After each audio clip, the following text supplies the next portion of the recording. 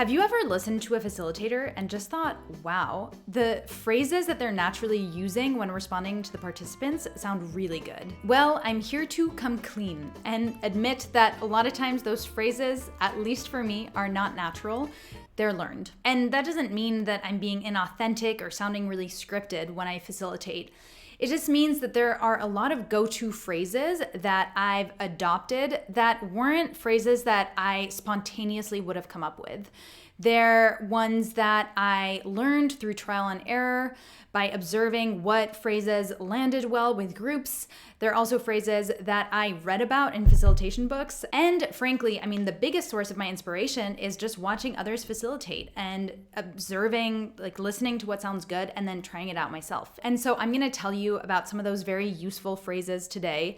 They sound very basic and conversational, but I think this is what makes them so effective and really versatile. There are already so many things that we're managing when we're facilitating that having turns of phrases that get your point across is one less thing you need to worry about in the moment. And for me, it's one of the things that has boosted my confidence most. So I've identified what I think are the 5 most common situations that facilitators find themselves in when they need to respond. If you want, I've created a downloadable PDF with all of these phrases. It might be really useful to print them out and take them into your next workshop. Often I'll glance at my notebook in the middle of facilitation or on a break to be like, yeah, okay, I want to try to say that. The first situation is simply when a participant makes an insightful point. Here are some of my favorite ways of acknowledging that point. Oh, and for the sake of this video, since I needed a name, we're gonna pretend like I'm responding to Jennifer. So let's say Jennifer has just said something very insightful. Yeah, thanks for taking us there, Jennifer. Thanks for naming that. I love that you're already seeing that. Really rich response from Jennifer. Yeah, that tells us so much already, doesn't it? Often, a participant will make several points in their response, and I'm really just interested in one of those points that I want to uplift before asking the group my next question. To do that, here are some of the things I like to say.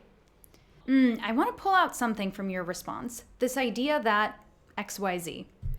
I want to zoom in on something that you just said, this idea that, yeah, I want to underline the point you just made about, I'm going to pull on this thread that XYZ.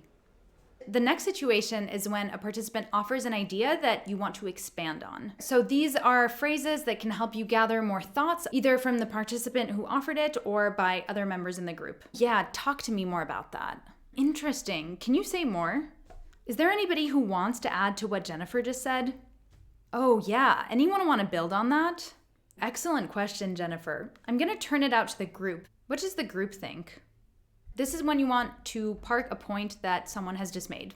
Maybe you don't have time, maybe it's not relevant. So many different reasons could exist. Thanks, but you're actually a few steps ahead of me. We're gonna get there, but for now, I'd like us to stay focused on, I love your passion for this, but unfortunately, that's not what we're talking about today. So I would like us to stay focused on, there's so much that we could get to here, but we have a finite amount of time and a specific agenda. So I'm gonna redirect our attention to, and just this good old phrase, I want to change gears here. It can be really useful to have a simple way to say that.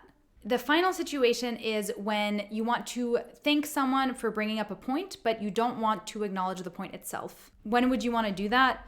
Well, really any time where you don't really think the point that has been brought up is great, but you do want to acknowledge and commend the person for participating something to the space. If you're wondering when that might happen, I made a whole video on managing conflict and pushback as a facilitator, so there are a lot more tools to deal with these instances in that video. So here are my go-to phrases for that. Jennifer has just brought something into the group that I think we hear a lot. Let's unpack it together. Yeah, thank you. I can appreciate that that can be the case. I know a lot of people feel that way. It makes sense it would come up here. This one's so simple, just thank you for bringing it in. I might not think it's a great point, but thanks for bringing it in.